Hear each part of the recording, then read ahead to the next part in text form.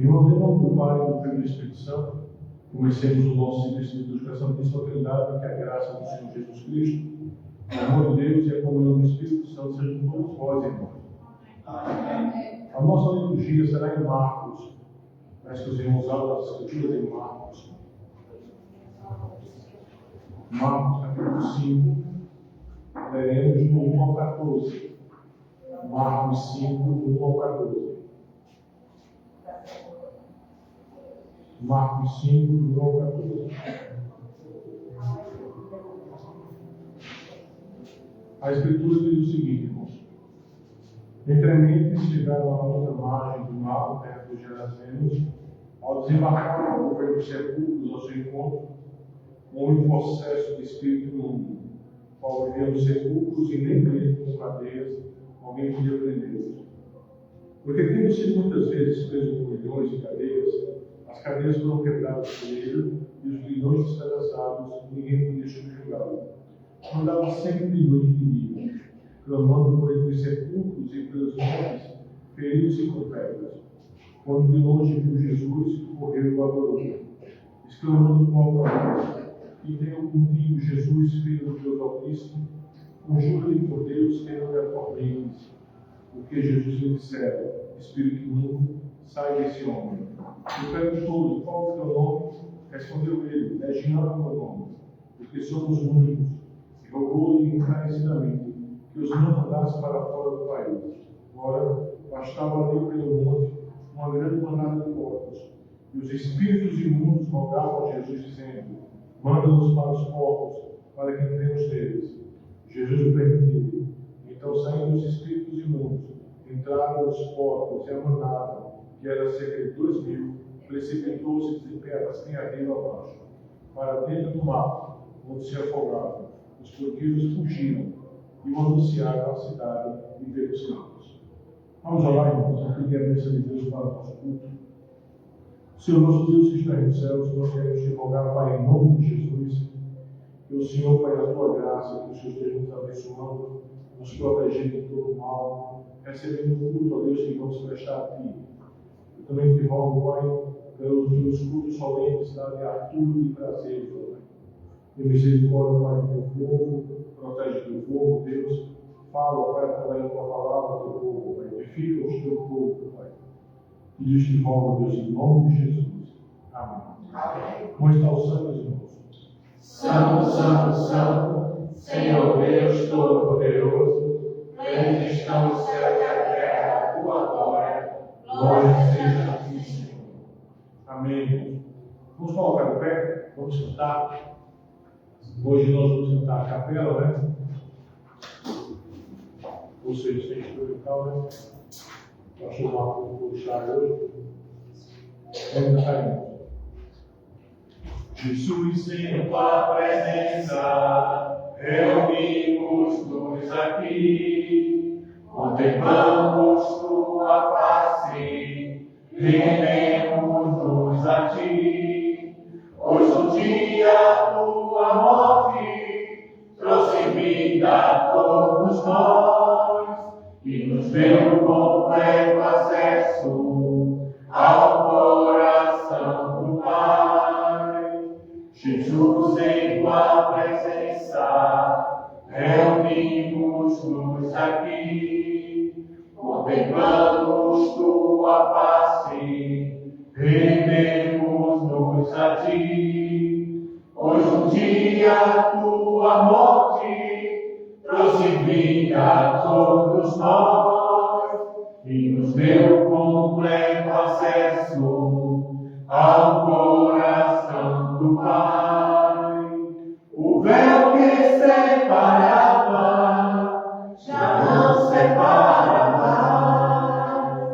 A luz que outrora era apagada, agora brilha e cada dia brilha mais. Só pra te adorar e fazer teu nome grande e te dar o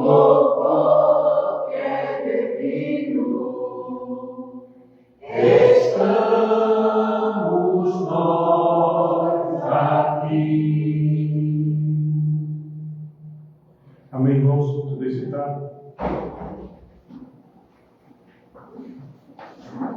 Marcos 5, irmãos. Continuando, do 15 ao 20. Marcos 5, de 15 ao 20. Vou ler o 14, né? Então saiu o povo para ver o que sucedera. Indo ter com Jesus, viram endemoniado, o que tivera a legião, assentado, vestido em perfeito juízo, e temendo.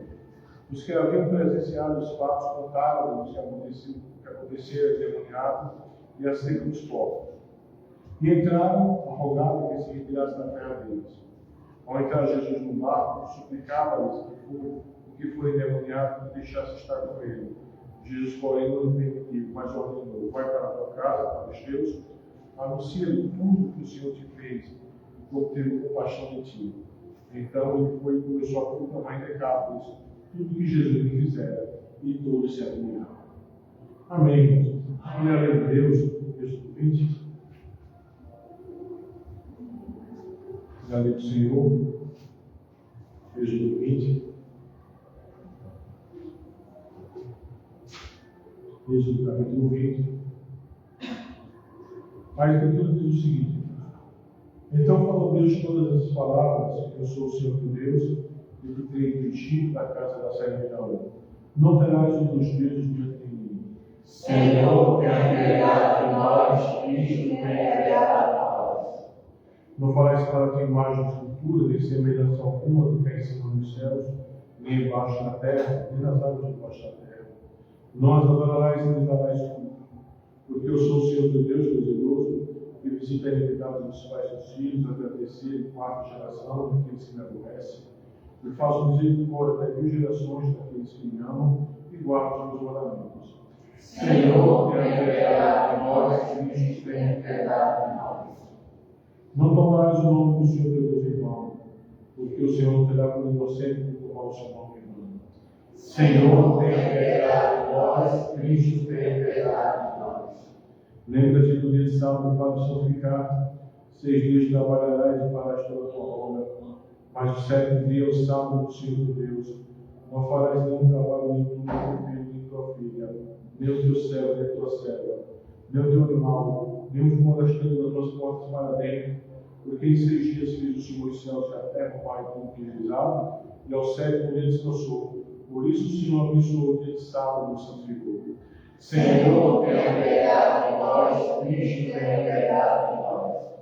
Honra teu pai e tua mãe, para que se prolongue os teus dias na terra que o Senhor teu Deus te dá. Senhor, tenha piedade de nós, Cristo, tenha piedade de nós. Não matarás.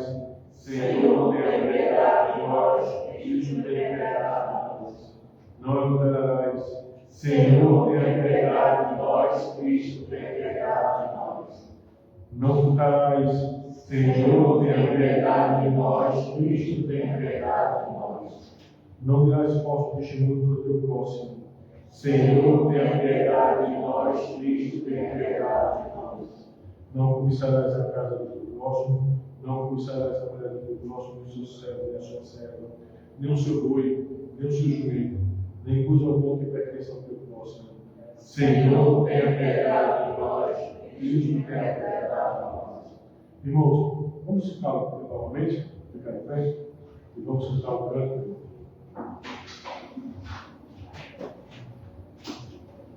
Pode um morto se levantar, pode um escravo se libertar, pode um cego se dar visão, ou se escolhe a salvação, escolhido fui, escolhido sou, desde o princípio com Deus Criador, escolhido fui, escolhido sou, pela graça, pelo amor.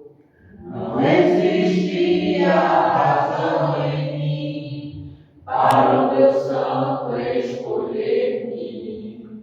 Sem exigência elegeu a mim, pois nunca iria querer-me. Escolhido fui, escolhido sou, desde o princípio, por Deus Criador, escolhido fui, escolhido sou, pela graça, pelo amor. A morte de Cristo, o Salvador, a morte nos foi derrotada. Nenhuma gota de sangue eficaz, que não foi na cruz derramada. Escolhido fui, escolhido sou, desde o princípio, por Deus Criador, escolhido fui, escolhido sou, pela graça, pelo amor. Irresistível a graça de Deus, alguém está morto em pecado. É soberano, chamado do Pai, aonde atraído e amado.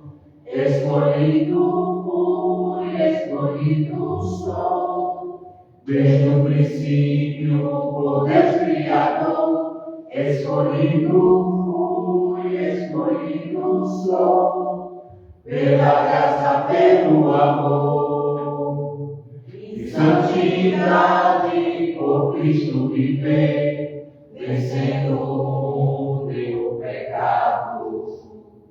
Nada, ninguém, nem a morte ou o mal, afasta de Deus seus amados. Escolhido fui, escolhido sou, desde o princípio, por Deus Criador. Escolhido fui, escolhido sou, pela graça, pelo amor. Amém, irmãos, vamos encerrar. Irmãos, abra novamente as escrituras de Marcos 5, do 15 ao 20. Esse texto que nós acabamos de ler agora há pouco. Irmãos, o texto todo de Marcos capítulo 5, do verso 1 até o verso 20, ele vai falar sobre um exorcismo que o Senhor Jesus fez. E o que caracteriza esse exorcismo é uma coisa muito interessante. Primeiro, o estado miserável que essa legião de demônios gerava no homem que era possesso por esses demônios. O que ele fazia, a força que os demônios tinham, ao ponto de eles serem acorrentados e eles simplesmente romperam os prisões. Mas o que nos chama a atenção, irmãos, é a ação dele, a ação da legião de demônios, já que o homem que era possuído, ele, o seu raciocínio, a sua vontade, o seu domínio próprio estava submetido àquela legião. Então, o que nos chama a atenção, irmãos, é a reação dos demônios que tinham possuído aquele homem quando veio o Senhor Jesus.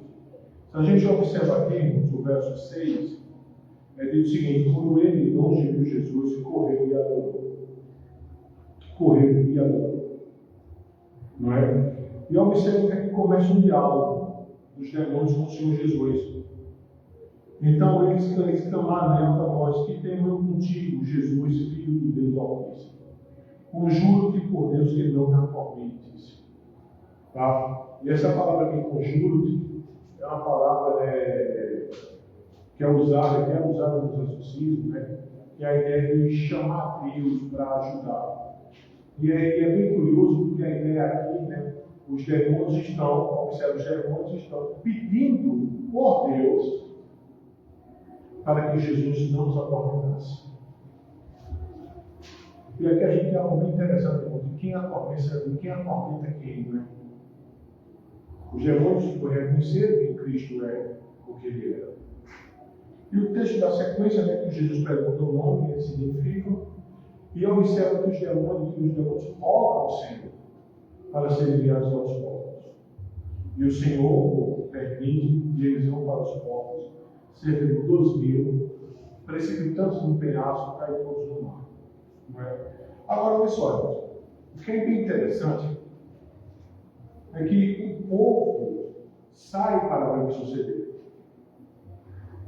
Isso foi feito, tinha pessoas testemunhando, Logicamente, essas pessoas que estavam testemunhando saíram para a cidade, né? Para falar.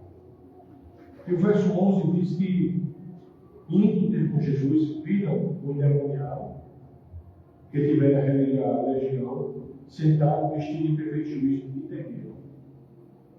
Mas observamos que esse temor deles não foi um temor de querer ter Jesus, não foi um temor de querer se aproximar de Jesus, não foi um temor de querer ter a proteção de Jesus, mas foi um temor de quê?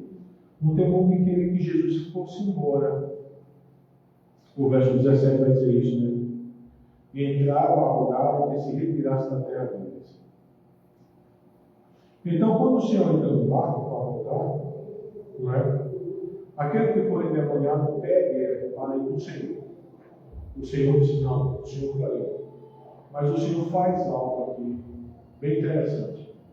O Senhor manda que ele agora proclamasse, verso 19, anunciasse-lhes tudo que o Senhor te fez e por ter compaixão. Então a gente também tem que entender outra verdade, irmãos, que é justamente o homem que é liberto, que por ser liberto experimenta a compaixão de Deus. O Senhor, irmãos, é aquele nesse capítulo 5 de Marcos, você vai ver que ele vai tratar de três coisas. A gente vai pegar em cima dele, Marcos 5, né, de 21 a 43, mas você pode ver que Marcos 5 vai tratar de Jesus, aquele que tem poder sobre os demônios, Jesus é aquele que tem poder sobre a doença, e Jesus é aquele que tem poder sobre a morte. Hoje a gente vai tratar sobre dois tópicos, daqui a pouco no sermão. Jesus é aquele que tem poder sobre a doença e sobre a morte. Olha só, nós sim tivemos a compaixão de Deus. Nós sim tivemos a compaixão de Deus. Nós somos tirados das trevas para Deus. Segundo o texto de Efésios capítulo 2, toda pessoa que é regenerada, ela teve, enquanto ímpia, algum nível de possessão demoníaca. Uns mais, outros menos. Uns mais, outros menos. Primeiro, porque nós não tínhamos o Espírito de Deus. Segundo, porque nós andávamos segundo o curso desse mundo, segundo o príncipe da potestade, que agora atua no sentido da desobediência. Bom, se antes de eu ser regenerado eu era filho da desobediência, segue-se que eu estava debaixo da atuação deles. Deus teve compaixão de nós e nos tirou das trevas para nós. Então, irmãos, o que é que nós vamos fazer? O que é que, como crente, nós devemos fazer? Logicamente, não feito aqueles moradores da cidade que mandaram Jesus embora. Lógico, nós devemos sim, sempre estar rogando ao Senhor Jesus. Sempre estar rogando ao Senhor Deus por perdão dos nossos pecados e por nossa comunhão com Ele. E observa que o texto ele dá uma instrução aqui, que Jesus manda o ex-endemoniado fazer. Por quê? Pregar. Pregar. Irmãos, esse texto, nesse momento de confissão do pecado, está entendendo que algumas coisas. Primeiro, será que nós temos sido gratos a Deus por tão grande compaixão? Será que nós temos anunciado as grandezas de Deus? Será que nós temos falado para as pessoas o que Deus fez por nós? Será que nós temos falado para a pessoa o quanto Deus é misericordioso conosco? O quanto Ele tem nos ajudado? Porque, irmãos, se nós não estivermos fazendo isso, nós estamos pecando. Sabe? Então, irmãos, eu quero agora que a gente baixe as cabeças e a gente confesse pecado.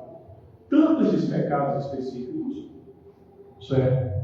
De ser ingrato, de não ter anunciado, como também os pecados que nós cometemos. Vamos orar, irmãos. Senhor nosso Deus e Pai, nós queremos, em nome do Senhor Jesus, te pedir, Pai, misericórdia, pedir que o Senhor nos ajude. Te pedir, Pai, que o Senhor perdoe os nossos pecados, Pai. E muitas vezes, Pai, nós somos ingratos, nós não temos falado da grande compaixão que o Senhor teve por nós. Ele nos ter tirado das trevas para Deus. Nós temos pecado, Pai, não anunciado essa verdade, Pai, que o Senhor fez por nós. Nós temos pecado, Pai, em não, Pai, obedecermos a tua santa lei. Quero te rogar, Pai, que o Senhor perdoe os nossos pecados. Que o Senhor nos ajude, Pai. Que o Senhor nos livre, Pai, de todo o mal. Eu também quero te rogar, Pai, pelos teus santos, ó Deus, da Arthur e prazeres, que estão reunidos, ó Pai, em culto solene. Que o Senhor ouça as suas preces, que o Senhor perdoe os seus pecados. Abençoa-os, ó Pai. Perdoa os nossos pecados, em nome de Jesus. Amém. E a Escritura vai dizer, irmãos, né? Lá em 1 João, o 10, que se nós confessarmos o nosso pecado, Ele é fiel e justo para nos perdoar os pecados. Então, a razão, irmão, de nós confessarmos o nosso pecado, de nós orarmos a Deus, de nós pararmos, de nós termos esse senso crítico, o que é que a gente tem feito? Tem sido grato, a gente tem sido. A gente não tem reconhecido a compaixão de Deus, a gente não tem pregado o Evangelho. Então, se a gente tem feito isso, irmão, a gente precisa parar e refletir e consertar nossas vidas. Tá, irmãos? Irmãos, vamos ler a Escritura? Marcos 6, de 1 a 6. Marcos 6, de 1 a 6. A Escritura diz o seguinte: Jesus, tendo partido dali, foi para a sua terra e os seus discípulos o acompanharam. Chegando o sábado, passou ensinando na sinagoga, e muitos ouvindo se maravilharam, dizendo: de onde vem a este estas coisas? Que sabedoria é esta que ele cuidara? E como se fazem tais maravilhas com suas mãos? Não é este o carpinteiro, filho de Maria, irmão de Tiago, Judas, José, Judas e Simão? E não vive aqui entre nós, suas irmãs? Escandalizaram-se nele. Jesus, porém, lhes disse: não há profeta sem honra, senão na sua terra, entre os seus parentes e na sua casa. Não pode fazer ali nenhum milagre, senão curar os poucos enfermos e impor-lhe as mãos. Admirou-se da incredulidade deles. Contudo, percorria as aldeias segundo dias a ensinar. A gente não seja, irmãos, feito esses irmãos de carne do Senhor Jesus. Não é? Esses irmãos de carne do Senhor Jesus. Inclusive, o Tiago e Judas que temos aqui, ó, Tiago e Judas, está vendo aí? No verso 3, eles só vieram a crer no Senhor Jesus depois da ressurreição.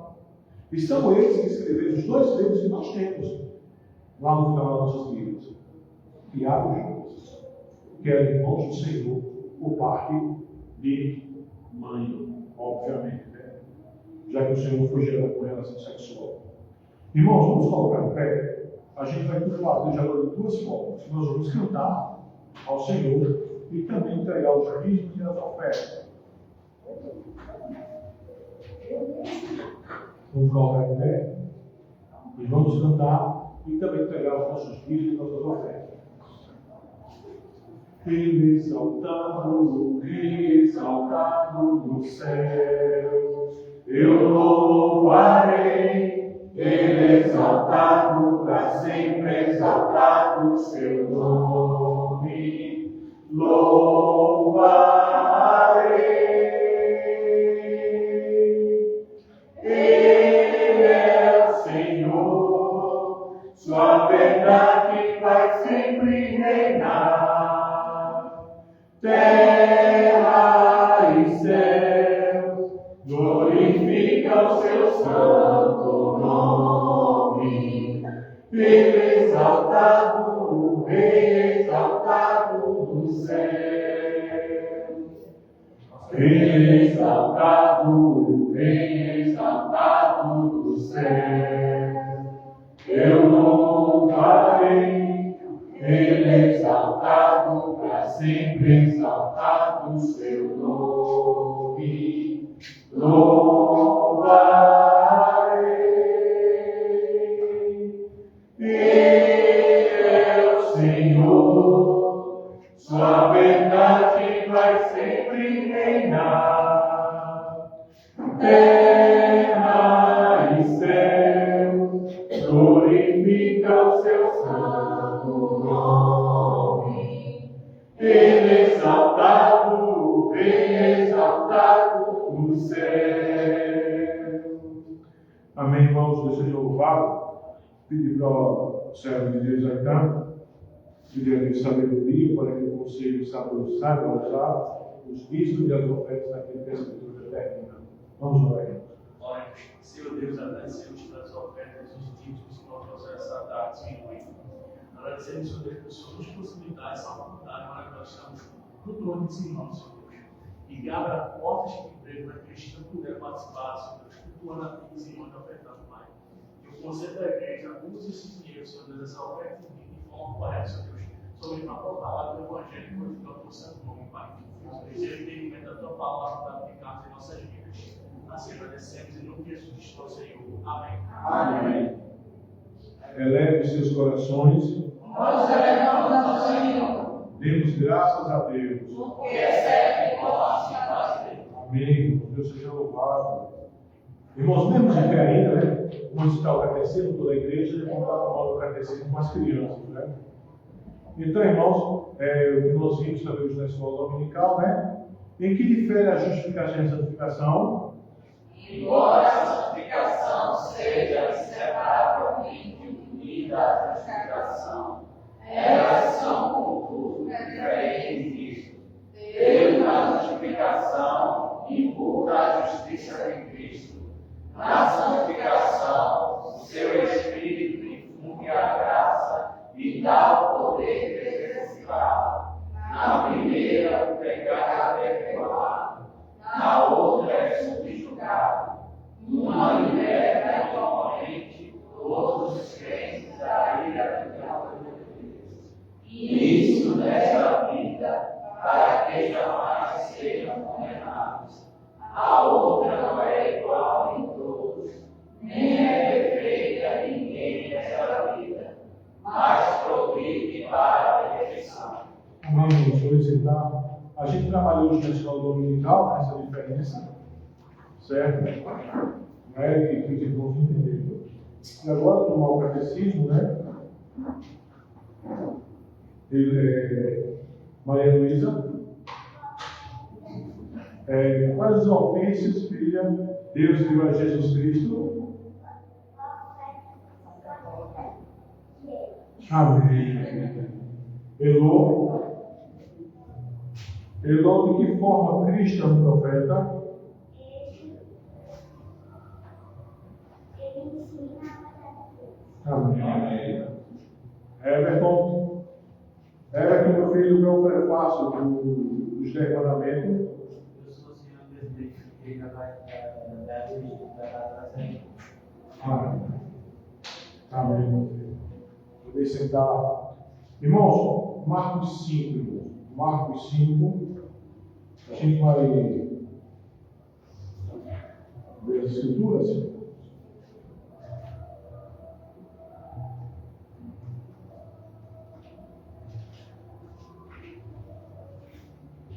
Marcos 5, leremos do 21 ao 43. Marcos 5, 21 ao 43. A Escritura diz o seguinte: tendo Jesus voltado do barco para o outro lado, afluiu para ele grande multidão, e ele estava junto no mar. Eis que se chegou a ele um dos principais da sinagoga, chamado Jairo, e vendo, prostrou-se a seus pés. Insistentemente lhe suplicou: minha filhinha está à morte. Vem e põe as mãos sobre ela para que seja salva e viverá. Jesus foi com ele. Grande multidão seguia, comprimindo.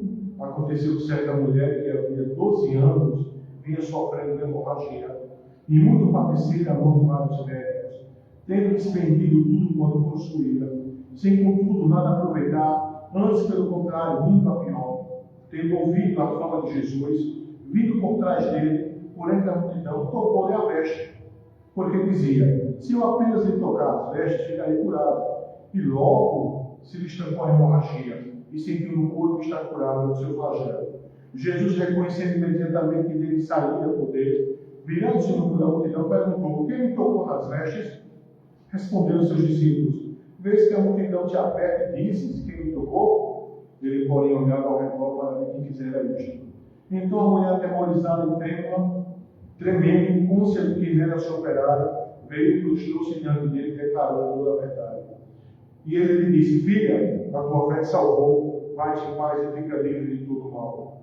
Falava ele ainda quando chegaram alguns da casa do chefe da sinagoga, a quem disseram: tua filha já morreu, porque ainda incomodas o mestre? Mas Jesus, sem acudir a tais palavras, disse ao chefe da sinagoga: não temas, crê somente.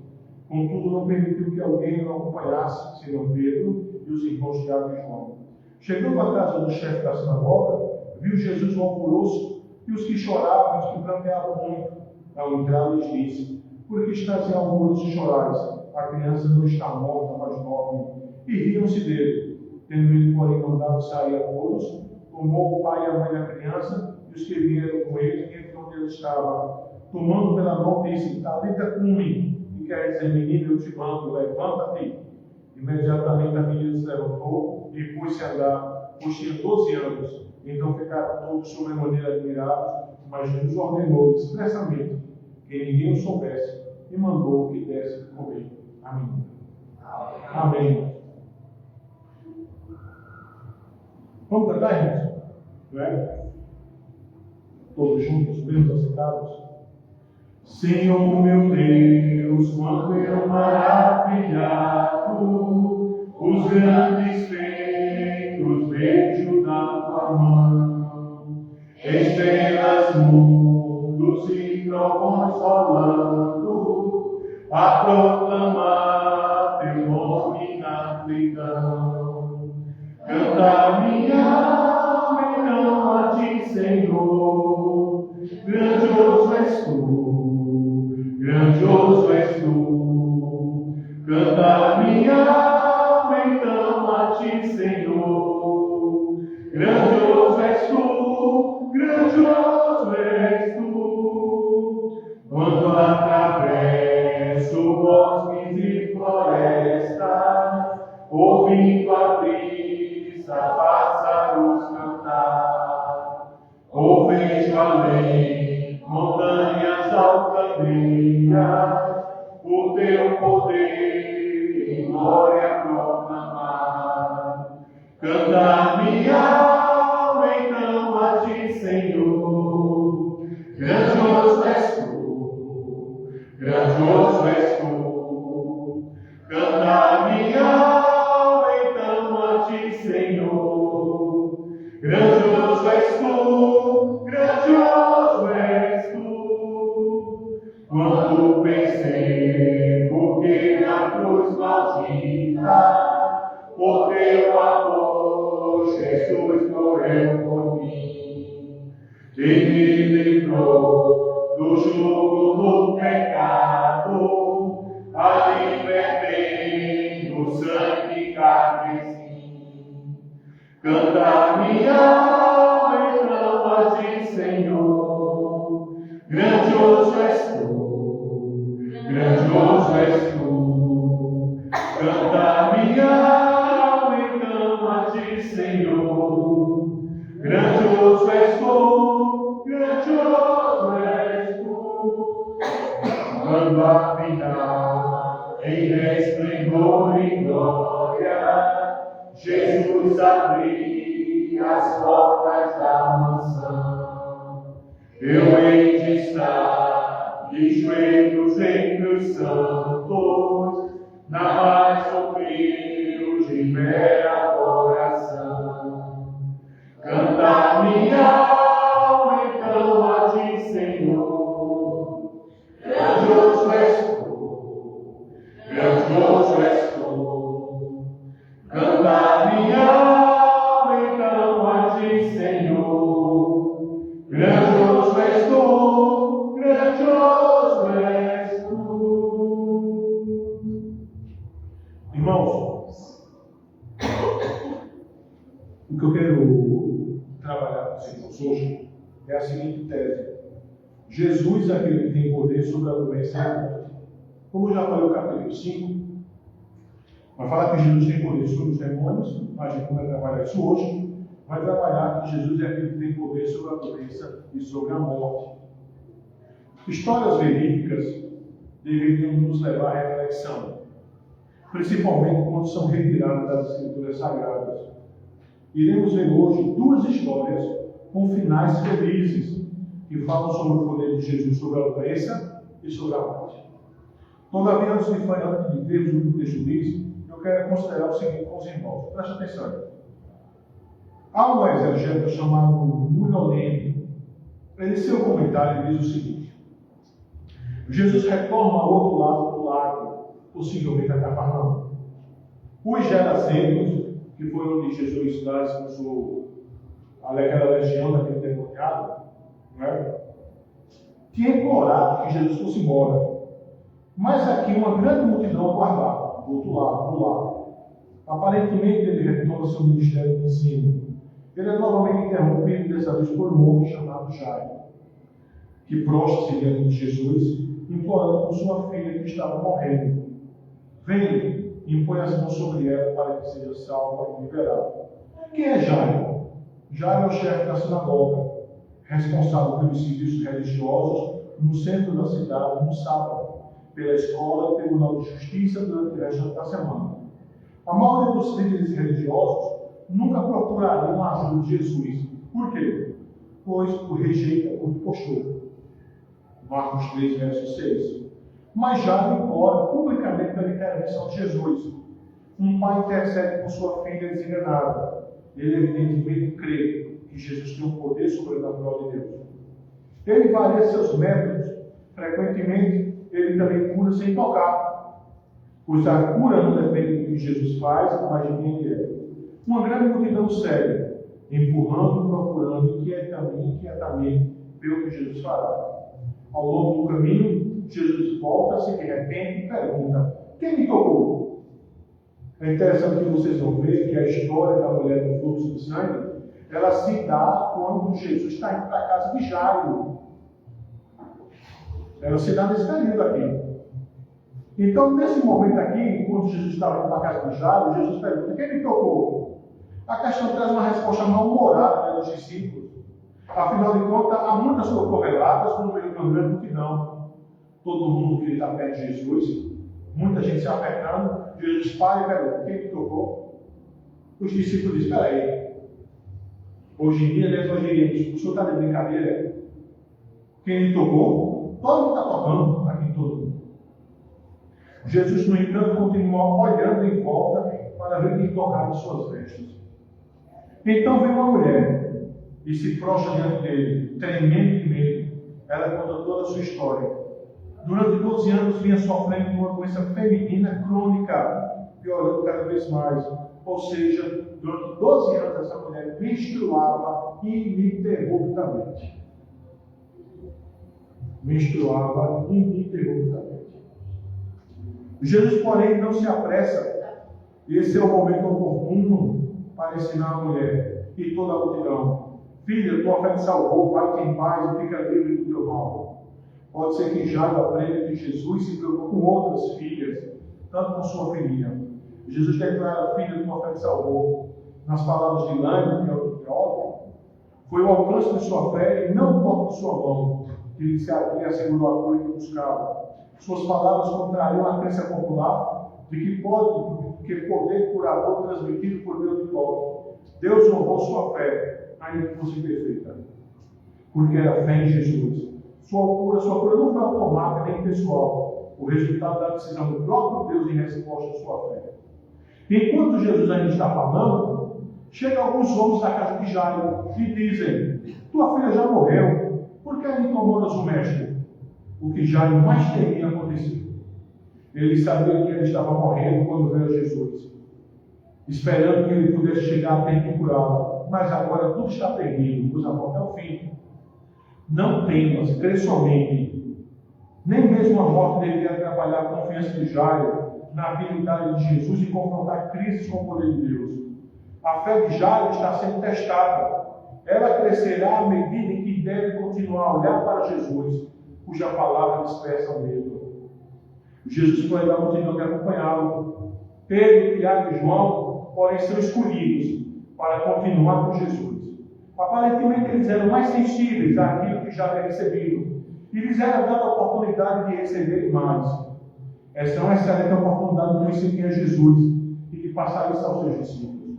Segundo o costume palestino, o som da lamentação e do canto, acompanhado de flautas e palmas, enxuava, numa demonstração pública de luto, depois de perguntar-lhes a razão de toda aquela comoção, quando Jesus chega lá na casa de Jairo, Jesus afirma: a criança não está morta, dorme. Em resposta, as pessoas riem de Jesus. Então ele os coloca para fora também. Os que estão ali lamentando, aqueles que formaram Jairo, dos próprios pais, sabem que a criança está morta. Jesus diz que ela está apenas dormindo, pois ele faz um prognóstico teológico e não um diagnóstico físico. Muitos dizem que a morte é o fim.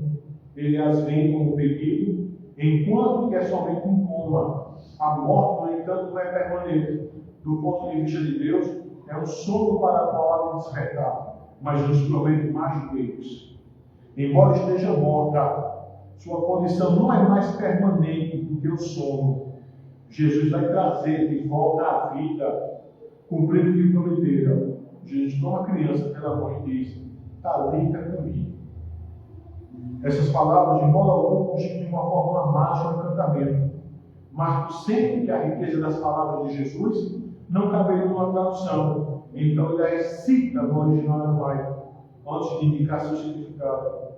Como Marcos expressa isso muito bem, Jesus fala a menina na sua língua materna, o aramaico, usando palavras mais do que adequadas para a ocasião, como uma mãe chama uma criança de manhã dizendo: menina, está na hora, levante. Então, irmãos, a gente vai trabalhar hoje nessa tese.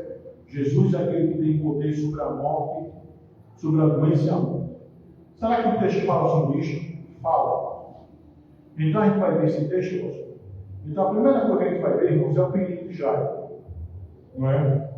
Nessa elucidação eu fiz uma apresentação de tudo que a gente vai trabalhar. Certo? Vamos ver normalmente os versos 21 e 24. Vamos trabalhar um pouquinho esse pedido de Jairo aqui. Verso 21 e 24.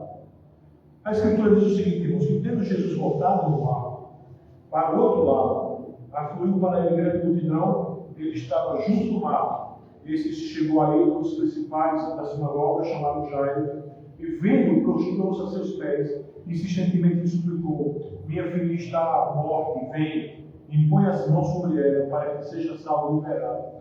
Jesus foi com ele. Irmãos, primeiramente a gente tem que entender da seguinte forma, né? Tendo Jesus voltado no barco. Pessoal, vamos se situar aqui. Jesus, se você pega aqui,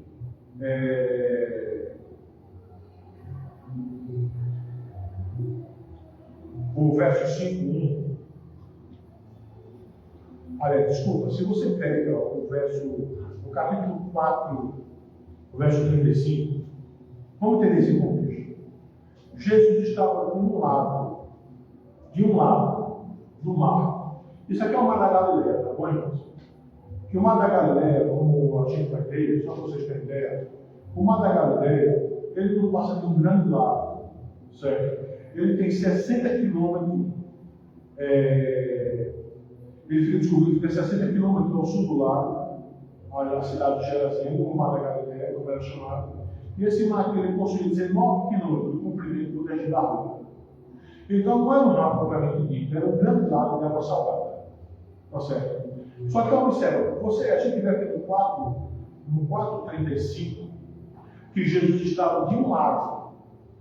Jesus diz: naquele dia, sendo já tarde, disse Jesus: passemos para a outra margem. Jesus atravessa esse lago. Na travessia desse lago, vai se dar aquele episódio de Jesus acalmar as ondas desse grande lago, tá? Que era 19 metros de comprimento do resto da rua. Quando Jesus chega do outro lado, Jesus chega nas terras dos Gerazenos, como nós lemos lá em Marcos 5. Então ele está, presta atenção, ele está no ponto A, aqui é o lago, ele atravessa o lago e vai para o ponto B. Aqui no ponto B, Jesus se encontra com esse endemoniado, que era possesso de uma legião de demônios. E acontece tudo aquilo que a gente viu em Marcos 5. Certo? Quando Jesus expulsa os demônios do endemoniado, que manda os demônios para o corpo, a gente leu que toda a cidade sai e a cidade manda ele embora. Então Jesus sai do ponto B, preste atenção, e volta para o ponto A. Ele atravessa novamente o lago. Quando ele atravessa novamente o lago, aí é o nosso contexto. 22. Quando ele volta do lago, quando ele atravessa o lago, certo? Aflui uma grande multidão, ou seja, ajunta-se uma grande multidão. Ajunta-se uma grande multidão, certo? E entre estes aí, irmãos, que se junta perto, vem um, que o texto vai trabalhar com ele, que é justamente o Jairo. Não é isso? A Escritura vai dizer no verso 22, esse que se chegou a ele, um dos principais da sinagoga, chamado Jairo. Agora, quem era Jairo? Não é?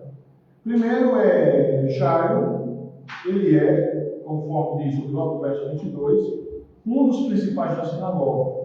Então ele é uma figura pública. Certo? Ele é uma figura pública. Agora, pessoal, qual o significado de uma figura pública como Jairo é Jesus? Primeiro, ele reconhecia a autoridade de Jesus. O texto vai dizer isso. Segundo, ele teve uma atitude pública em relação a Jesus. O que é que ele faz? Veja aí, irmãos. Veja aí o que é que ele faz no verso 21. Ele se prostra. Ele se prostra. Ou então, como diz lá no original, ele cai ante os pés de Jesus. Tá? E a ideia aqui no original é que não é um simples cair. Ele cai e permanece prostrado. Tá? E permanece prostrado ante os pés de Jesus. E naquela situação, e aqui a gente precisa entender, irmão, por quê? Porque, o Senhor já tinha feito certas coisas, por exemplo, se a gente observa aqui, no capítulo 3, entendeu? Capítulo 3, capítulo 2, entendeu? Que o Senhor, ele vem curando. O capítulo 1, cura da sogra de Pedro, o capítulo 1, leproso, o capítulo 2, a cura do paralítico, da farmacia. Então, essa fama de Jesus está se espalhando. E essa fama de Jesus, ela se espalhou desde que Jesus curou o leproso. Lá no capítulo 1, que Jesus proibiu ele de ensinar. Entendeu? Dele dizer, melhor dizendo, que Jesus tinha curado. Está lá em Marcos 1, o verso 45. Mas o leproso, o ex-leproso, melhor dizendo, continuou a falar a respeito de Jesus. Então, quando Jesus volta, tem muita gente esperando Jesus. E essa atitude do Jairo de fazer isso, de se prostrar diante do Senhor, certo? Ficar aqui prostrado e suplicando, porque a ideia também de suplicar diz que enquanto ele estava prostrado, ele continuava falando, ele continuava suplicando, certo? Ele continuava suplicando. E ele suplicava o quê? Minha filha está à morte. Minha filha está à morte. Ou então, como está lá no original, minha filha está nas últimas. Que está lá esse termo original. Minha filha está nas últimas. Certo, irmãos? Mas por que ele suplica a Jesus? Porque ele sabia, irmão, que Jesus podia curar. Ele sabia que Jesus podia fazer algo por ele. Então ele está pedindo de Jairo. Tá? E o pedido era o quê? Se a gente observar aí, o verso 23, é dito o seguinte: minha filha está nas últimas, como diz lá no original, vem e põe as mãos sobre ela, para que seja salva e viverá. Então a ideia é que Jesus imponha as mãos sobre ela, para que ela seja salva e viva. Esse salvar aqui, irmãos, não é salvação eterna não, tá? Mas era a salvação daquela doença que fazia com que ela estivesse à beira da morte. Então, observe, a gente está falando de um homem, uma figura pública, que era um dos principais da sinagoga, que ele chega diante do Senhor, ele se humilha e ele faz o pedido ao Senhor. Certo, irmão? E o texto vai dizer que Jesus é com ele. Jesus vai com ele. Só que, enquanto o Senhor está indo com ele, o que é que acontece enquanto Jesus ia para a casa de Jairo? O que é que acontece, né? A gente já viu isso aqui, a gente já viu novamente. O que é que acontece? Acontece algo, irmãos, inesperado. Uma mulher toca em Jesus. Mas observe, pessoal. Vamos imaginar a situação. Desde que o ex-leproso, desobedecendo o Senhor, que o Senhor disse que não era para ele falar, ele foi curado e falou a todo mundo. Então a Escritura diz que a partir daquele momento Jesus não podia mais entrar numa cidade sem que as pessoas viessem para cima dele. Então era Jesus andando para a casa de Jairo, gente. Eu imagino os apóstolos, né? Tentando abrir caminho para Jesus andar. E o pessoal tudo em cima. Aí o texto vai dizer que uma mulher que toca nas vestes de Jesus. Vamos para a toca de Jesus ali. Mas o que é que nós temos de diferente nessa mulher? Vamos ler novamente do verso 25 ao 34, para a gente entender o que é que essa mulher tem de diferente aqui. Pessoal, grande multidão o seguia, observe esse termo aí, comprimindo, ou seja, apertando. Aconteceu com certa mulher que havia 12 anos vinha sofrendo hemorragia, menstruação contínua, e muito padecera a mão de vários médicos, tendo despendido tudo quanto possuía, ou seja, gastou tudo o que ela tinha, sem contudo nada aproveitar, ou seja, nada melhorar, antes pelo contrário, piorando. Tendo ouvido a fama de Jesus, vindo por trás dele, por entre a multidão, tocou-lhe a veste. Porque dizia: se eu apenas lhe tocar as vestes, ficarei curada. E logo se lhe estancou a hemorragia, e sentiu no corpo que está curado do seu flagelo. Jesus, reconhecendo imediatamente que dele sairia poder, virando-se no meio da multidão, perguntou: quem me tocou nas vestes? Respondeu os discípulos: vês que a multidão te aperta e dizes: quem me tocou? Espera aí, Senhor, você está de brincadeira? O pessoal que está te comprimindo, o pessoal que está te apertando, para tu andares com dificuldade. E tu pergunta quem te tocou? Ele, porém, olhava ao redor para ver quem fizeram isto. Então a mulher, atemorizada e tremendo, cônscia do que nela se operara, veio, prostrou-se diante dele e declarou-lhe toda a verdade. E ele lhe disse: filha, tua fé te salvou, vai-te em paz e fica livre. Irmão pessoal, primeiro vamos analisar aqui, né? O que é que os versos nos ensinam, né? Primeiro, como a gente viu, a grande multidão seguia Jesus. E apertava Jesus. Certo? E apertava Jesus. Esse detalhe, irmãos, é importante para o fluxo da história. Enquanto isso acontecia, observe, enquanto Jesus está indo para a casa de Jairo, enquanto isso acontecia, acontece algo. O que é que acontece? Uma mulher veio, certo? Uma mulher que estava com fluxo de sangue, que durava 12 anos, veio. O Hendricks, irmãos, em seu comentário, ele diz o seguinte sobre essa mulher. Literalmente, ela estava com uma condição de um fluxo sanguíneo ou menstruação. Há aqueles que pensam que o fluxo era constante, outros entendem que, apesar de o fluxo não ser constante, ele era frequente, que levou, no decorrer dos anos, a sofrer uma perda excessiva de sangue. Essa perda, mesmo que periódica, não permitia que ela se sentisse forte e saudável. O texto transmite a ideia de que, nesse momento particular, ela estava, uma vez mais, sofrendo com a perda de sangue. Então, olha só, ela estava 12 anos menstruando. Naquela época, a medicina, obviamente, era extremamente mais atrasada do que hoje em dia. Tudo que ela já tinha, ela já tinha perdido. Pagava o médico, obviamente tomando chá, fazendo alguma coisa, e nada. Então, pessoal, o que é que o verso 26 vai dizer? Primeiro, muito padeceram a mão dos vários médicos. Ou seja, tendo muito sofrido na mão de muitos médicos. Segundo, tendo despendido, ou seja, tendo gasto tudo quanto possuía. Pessoal, porém nada sendo ajudado. Sofreu, perdeu dinheiro e em nada foi ajudado. Aí o texto vai dizer, antes pelo contrário, indo de mal a pior. Vejam essas 4 informações que o verso 26 vai dizer.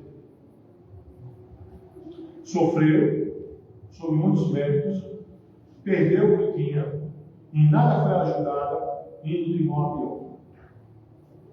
A situação dela era essa. Isso era o diagnóstico dela. Certo? Mas o verso 27 diz o quê? O verso 27 diz que ela tendo ouvido a respeito de Jesus. Então ela ouviu que havia alguém que estava expulsando o demônio, havia alguém que estava curando o paralítico, havia alguém que estava curando o leproso, que estava lá passando por aquele momento. Então o que é que ela faz, irmãos? O que é que ela faz? O que é que ela faz? Irmão, tem uma problemática que a gente vai ver lá na frente, que eu vou logo adiantar, no seguinte. Eu tenho aqui 2 problemas. Primeiro, ela por estar imunda, já que ela estava menstruada e a lei dizia que ela estava imunda, ela não podia tocar em ninguém. Porque todo aquele que ela tocasse ficaria imundo. Então ela não podia chegar lá dentro de Jesus e dizer, segundo a lei, né? Ó, Senhor, eu estou há 12 anos menstruando, porque eu estou há 12 anos imunda. Eu não posso tocar em ninguém. Ela pegou, foi e tocou em Jesus. Veja só, ela precisava, ela foi a quem podia socorrer. Ela foi a Jesus. Certo? Então, observa aí. Ela tendo ouvido a respeito de Jesus, ela veio por trás dele. E aqui é interessantíssimo, porque eu poder perguntar, por que essa mulher não vai para a frente de Jesus e se apresenta e conta a sua situação? Porque na cabeça dela, na cabeça de todo judeu, ela sabia que ela não podia fazer isso. Ela sabia que não podia fazer isso. Então ela faz de forma escondida. Ela busca a cura de forma escondida. Ela vai e toca em Jesus. Na cabeça dela, ela não desconfia que Jesus é Deus ou homem. Na cabeça dela, só tem uma certeza. Ele opera debaixo do poder de Deus e eu vou tocar nele para ver se eu fico curado. E o que é que acontece? Ela toca na veste dele. Então, observe, ela vem por trás, ela primeiro viu, ela veio por trás, ela toca na veste dele. Certo? E por que ela fez isso? Olha o verso 28. O verso 28 diz que ela dizia, né? Se eu tocar, ao menos nas vestes dele, serei curado. Irmãos, veja a fé que essa mulher tinha. Se eu fizer isto, sabe?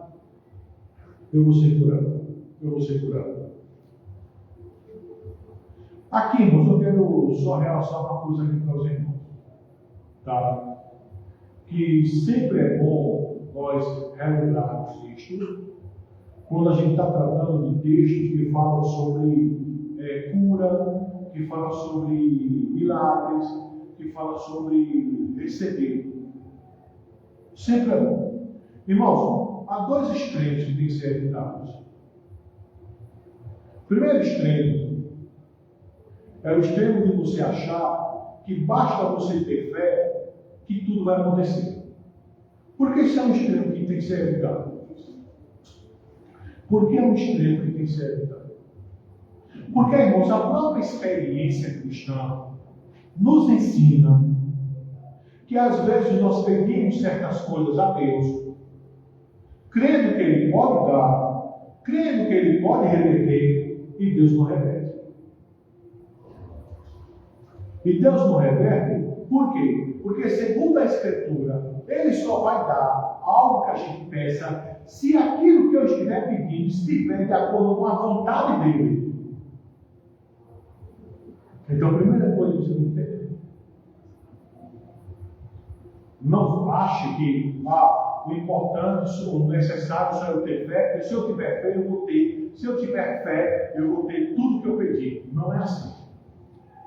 A fé é importante, é lógico que é. Todavia,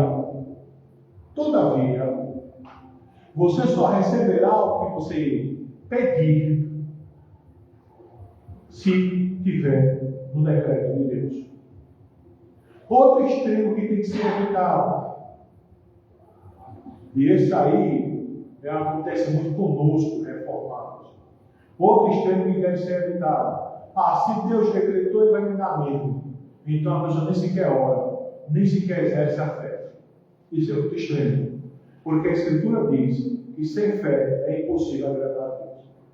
Então, irmãos, qual é o ponto de equilíbrio? O ponto de equilíbrio é o seguinte: eu vou orar com fé, eu vou orar sabendo que Deus pode me dar, mas também eu vou orar com discernimento, sabendo que Ele só vai atender se por acaso estiver no seu decreto. A parte que lhe cabe é você ter fé. Não cabe a nós sabermos se tal coisa está no decreto ou não está no decreto, porque nós não temos acesso ao decreto de Deus. Cabe a nós termos fé. Agora, cabe a nós também, depois de orarmos, se não recebermos, não entrarmos em crise de fé. Vou repetir. Cabe a nós orarmos com fé, mas cabe a nós termos discernimento que, depois de orarmos, se não recebermos, não entrarmos em crise de fé. E sim, termos o discernimento que não fazia parte do seu decreto. Isso é o equilíbrio. A nossa mulher aqui, ela teve fé. Ela foi com Jesus. Fazia parte do decreto de Deus que ela fosse curada. Mas se não fizesse parte do decreto de Deus que ela fosse curada, ela não seria. Simples assim. Faz parte do decreto de Deus que ela fosse curada. Se não fizesse parte do decreto de Deus, ela não seria curada. Tá? Então essa mulher chega e essa mulher diz: se eu tocar ao menos nas vestes dele, serei curada. O que é que acontece com essa mulher? Verso 29. Não é? O texto diz que logo secou o fluxo de sangue dela. Quando ela tocou, ela foi curada de imediato. Essa é a ideia do original. O original não diz que ela ficou sendo curada. O original não diz que o fluxo dela foi diminuindo, ela foi deixando de menstruar. Dos 2 dias menstruou um pouquinho menos. Depois de 2 semanas, acabou a menstruação. O texto está dizendo isso. O texto está dizendo que ela foi curada de imediato.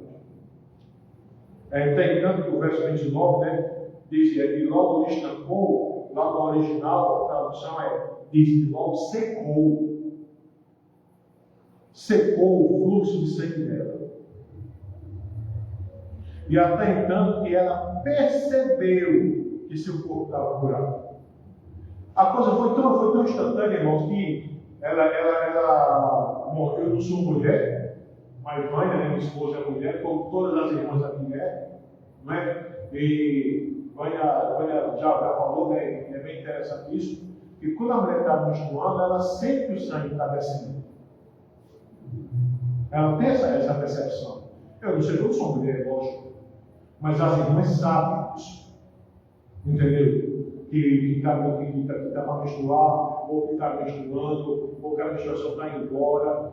Então, essa percepção dela foi automática. Ela percebeu que não estava mais sangrando.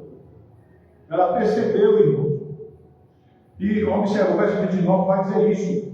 Sentiu no corpo estar curada do seu flagelo. Entendeu? A ideia lá no original é que ela percebeu que seu corpo estava curado. E a ideia de curado aqui lá no original é interessante, porque ela percebe da seguinte forma: que aquilo que aconteceu com ela Entendeu? Teria sim resultados contínuos. Não era simplesmente que parou de menstruar e depois voltaria. É óbvio que ela iria menstruar de forma natural, mas não daquela forma desregulada. Ela sentiu que o corpo dela estava curado da doença. Só, irmãos, que aí acontece algo interessante. O verso 30. O verso 30 diz que Jesus reconheceu imediatamente que dele sairia poder. Jesus percebeu que dele tinha saído poder. Voltando-se para a multidão, dizia: quem me tocou nas vestes? Imagina a cena. Voltando para a multidão, quem me tocou? Aí você vai ter, essa resposta dos discípulos, né? 31. Vê-se que a multidão te aperta. Aí você vê lá o verso 24, né? Comprimindo. Certo? E dizes: quem me tocou? Agora aqui, mas tem uma pergunta, né? Por que Jesus fez isso? Será que Jesus não sabia? Não, irmãos. Jesus estava demonstrando desconhecimento ou queria que a mulher se revelasse? O Hendricks, em seu comentário, diz o seguinte: o fato de que alguém havia tocado, não acidentalmente, mas propositadamente, e não apenas com os dedos, mas com fé, não passou desapercebido do Senhor. Ele sabia que o poder que existia nele havia respondido à esperança manifestada naquela fé da mulher. O que Jesus deseja é que quem quer que o tenha tocado, completa agora o círculo. Preste atenção, que círculo? Aquele que é indicado em muitas passagens das Escrituras. Veja o exemplo do Salmo 50:15. Invoca-me no dia da angústia, eu te livrarei e tu me glorificarás. Tem que completar o ciclo. Ela tocou Jesus, ela foi curada, mas agora ela tinha que glorificar. Então Jesus pergunta: quem me tocou? Quando as bênçãos descem dos céus, irmãos, elas devem retomar em forma de ações de graça por parte dos que foram abençoados. Somente assim o ciclo se completa. Então o verso 31 vai dizer o quê? Que os discípulos, sem entender a razão da pergunta do Senhor, não compreenderam o que o Senhor queria fazer. O verso 32 diz que o Senhor ficou olhando para ver quem tinha feito isto. É bem engraçado essa cena, né? Ele, porém, olhava ao redor, ou seja, o trecho foi que ele parou e ficou assim olhando, esperando ela se manifestar. Esperando ela se manifestar. E o verso 33 diz: então a mulher, atemorizada e tremendo. Isso é bem interessante, irmão, porque a ideia da original diz que a mulher temendo e tremendo. Temendo e tremendo. E por que ela se sentiu assim? Porque ela estava côncia do que nela se operava. O reino se diz, né? A mulher tinha ouvido Jesus perguntar: quem tocou as minhas vestes? Também voltou a olhar para o escrutador do Senhor. Ela sabia o que havia acontecido como resposta do seu toque de fé, bem como, muito provavelmente, havia ouvido a resposta inadequada dos discípulos. Sua consciência deve ter lhe dito que a resposta à verdadeira pergunta de Cristo deveria ser dada por ela. No entanto, não foi fácil para ela tomar atitude. Por quê? Como eu já falei, né? Ela estava antes impura e ela era uma mulher. Para uma mulher nessa época, no país, falar em público era geralmente considerada uma atitude imprópria.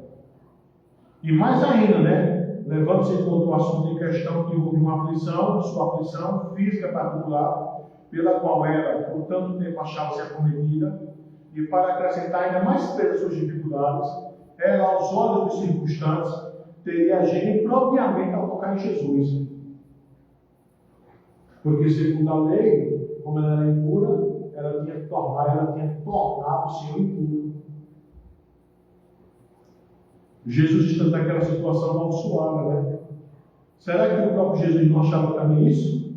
Será que ele arrependeria? Ela começa a fazer essas perguntas, né? Mas não, irmão, ela falou. E ela falou o quê? O verso 34, né? O verso 33. Então a mulher, atemorizada e tremendo, cônscia do que nela se operara, veio, prostrou-se diante dele e declarou toda a verdade. E falou tudo o que aconteceu. Entendemos? E falou tudo o que aconteceu. Tudo o que aconteceu, essa mulher falou. Então, observa aí. O verso 34 diz: qual foi a resposta de Jesus? O Senhor diz: filha, tua fé salvou. É necessário entender algumas coisas sobre essa questão de salvação. Tá?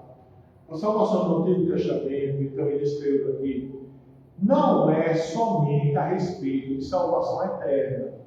A gente precisa analisar o contexto e fazer a pergunta: dentro do contexto, que salvação essa mulher teve? Será que essa mulher que perguntou, veio lá o jovem rico: mestre, que farei para herdar a vida eterna?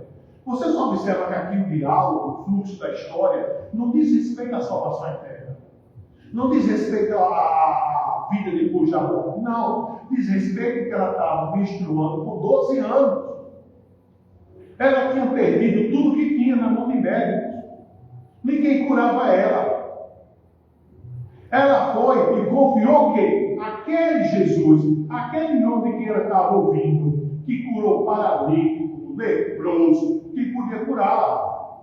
Então a ideia que de fé salvou daquela situação de doença. Daquela situação. Então o Senhor teve misericórdia dela. E a ideia aqui, irmãos, do verbo no original, é que aquele ato de benevolência, de misericórdia que Jesus teve por ela, continuou na vida dela.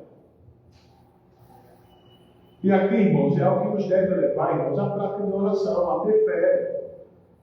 Agora, aquele discernimento que eu disse a vocês. Compreendendo que se tiver no decreto de Deus, Deus vai dar. Aí você pode dizer: mas se está no decreto, para que eu devo orar? Você tem que orar, você tem que ter fé, porque sem isso, Deus não se agrada com você. Então, pessoal, o Senhor olha para ela e diz: vai. O Senhor dá uma ordem para ela e dá 2 ordens para ela: vai, esteja limpa ou sã dessa doença. São 2 ordens. Então, essa última ordem, estejas, não é? Ou vai em paz e fica livre do teu mal, como está nas nossas traduções. A ideia lá no original é uma ordem que ela é obedecida e ela é dada de forma contínua. Vai, estejas de forma contínua, sã dessa doença. E já tem uma mulher aqui que recebe a bênção de Deus e recebe a cura do Senhor. Sabe?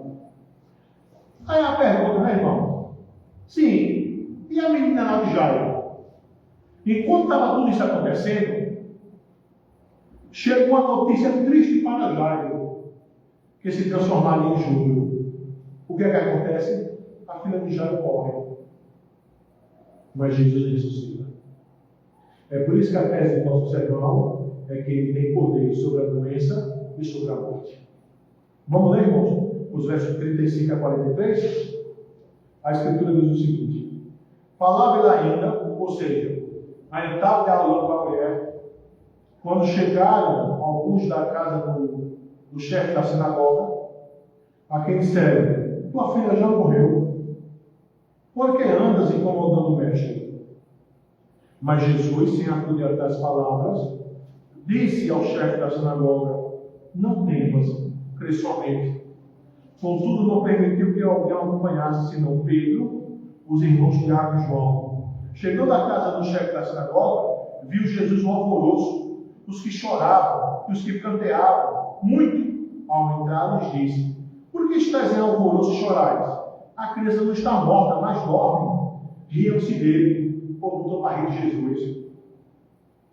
Tendo ele, porém, mandado sair a todos, tomou o pai, a mãe da criança e os que vieram com ele, e entrou onde ela estava. Tomando-a pela mão, disse: Talita cumi, que quer dizer, menina, eu te mando, levanta-te. Imediatamente a menina se levantou e pôs-se a andar, pois tinha 12 anos. Não é interessante isso? 12 anos de a mulher com menstruação constante e 12 anos a menina, né? 12 anos. Então ficaram todos sobremaneira admirados. Mas Jesus ordenou expressamente que ninguém soubesse e mandou que desse de comer a menina. Então, irmão, o que é que os versos nos ensinam, né? O verso 35 diz que ele ainda falava, Jesus ainda estava falando lá com a mulher. Chega alguém do chefe da sinagoga dizendo: ó Jairo, tua filha morreu. Morreu. Não importunes o mestre. E a ideia aqui, lá no original, é: não continua importunando o mestre. Não continua falando. Penso eu, sabe, que talvez, né, nessa questão toda de Jesus ter parado, ter perguntado quem me tocou, né, toda aquela questão, já tinha pressa. Talvez já estivesse dizendo: meu Deus do céu, bora, mas vamos embora, vamos embora, vamos embora. Já não tinha pressa. Mas chegou a notícia: não importunes o mestre. O verso 35. Ela já morreu. Agora, irmãos, interessante é a ação, a atitude do Senhor no verso 36, né? Mas Jesus, sem acudir a tais palavras, Jesus não se importa com essas palavras. Jesus não dá atenção a essa notícia. Aliás, ele olha para Jairo e dá 2 comandos para Jairo, 2 ordens, no verso 36. Não temas, crê somente. Não temas, crê somente. Não temas. A ideia do original seria da seguinte forma: não continue temendo, continue crendo somente. Peraí, Senhor, a menina morreu, acabou. Não continue temendo, continue crendo somente. O verso 37 diz algo bem interessante, né? Está vendo aquela multidão todinha? Jesus diz: ó, não vai ninguém. Quem é que vai? Verso 37. Contudo, que permitiu, não permitiu que alguém acompanhasse, senão Pedro, Tiago e João. Então aquela tonelada de gente para, só vai Pedro, Tiago e João, Jairo, Jesus. E o verso 38 diz, né, que chegando à casa do chefe da sinagoga, Jesus viu um alvoroço. O que é que se encontrou na casa de Jairo? Tumulto, pessoas chorando e lamentando muito.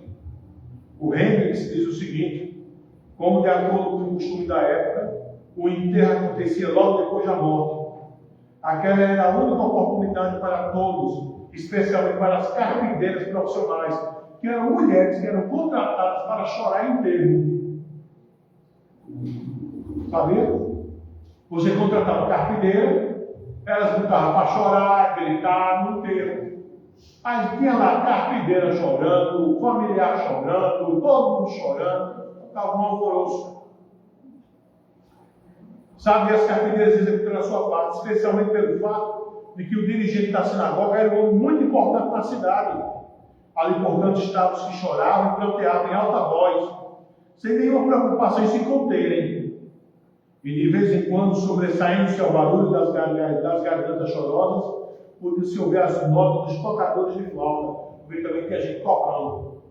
Imagina a zoada que era. Então, foi nesse contexto que o 39 vai dizer, né? Ao entrar, lhes disse: por que estás em alvoroço e chorais? Por que está em alvoroço e chorais? Por que tanto alvoroço e choro? Agora vem a coisa mais interessante. A criança não morreu, mas está dormindo. Alguém poderia dizer assim de forma, né? Não, aqui não houve uma ressurreição, não. Jesus sabia que aquela menina podia estar em coma, Jesus sabia que aquela menina podia estar doente, Jesus sabia que aquela menina podia ter desmaiado, e o pessoal naquela zoada toda, e Jesus, ela está dormindo. Não, irmãos. O Reynolds diz o seguinte, que Jesus não estava querendo dizer que a criança havia meramente entrado no estado de coma, é evidente por quê. Lucas 8,35 declara que as pessoas sabiam que ela estava morta. Lucas 8,55 afirmou que, mediante a ordem do Senhor, seu espírito retornou. É claro, portanto, que havia acontecido uma separação entre o corpo e o espírito. Em João 11,11, nós temos algo semelhante. Jesus diz aos discípulos: nós sabemos, Lázaro adormeceu. Mas no versículo 14, ele afirma: Lázaro morreu.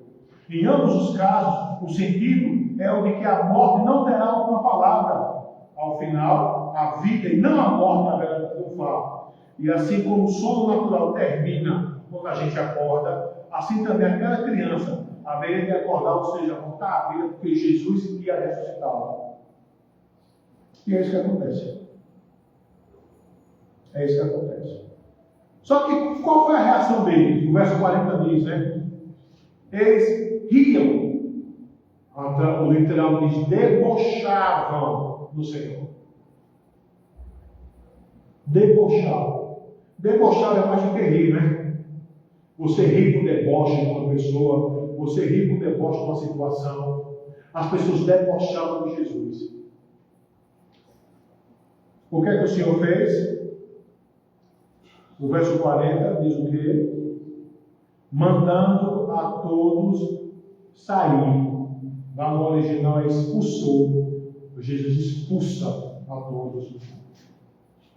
O Senhor toma o pai da criança, a mãe, Pedro, Tiago e João e entra onde a criança estava.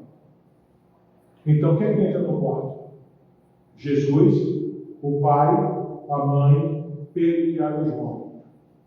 O verso 41 diz que o Senhor pega a criança pela mão e diz, e dá uma ordem, levanta. É isso que diz o verso 41. É isso que quer dizer, talita comigo, quer dizer, menina, eu te mando, levanta. O Senhor dá uma ordem. Levanta. Irmãos, veja aí. Quando o Senhor opera, quando o Senhor quer fazer um milagre. Nós reformados cremos em milagre hoje em dia? Sim, cremos. Nós reformados cremos que Deus ouve orações? Sim, cremos. Nós reformados cremos que Deus pode operar maravilhas? Sim, cremos. Mas diferentemente dos pentecostais, nós não mandamos Deus fazer as coisas. Nós não marcamos hora para Deus fazer as coisas. Nós dizemos que se Ele quiser, Ele faz. E nós dizemos também que se Ele não quiser fazer, Ele não faz. Independente da minha fé ou não. Porque quem é Deus é Ele. Agora, eu tenho que ter fé nele. E eu também tenho que ter discernimento. Porque se Ele não fez o milagre que eu esperava, é porque Ele não quis fazer. Ele não deixa de ser Deus. E o seu poder não é diminuído por isso. É porque Ele é soberano. Então, é isso aqui que Jesus quer nos mostrar.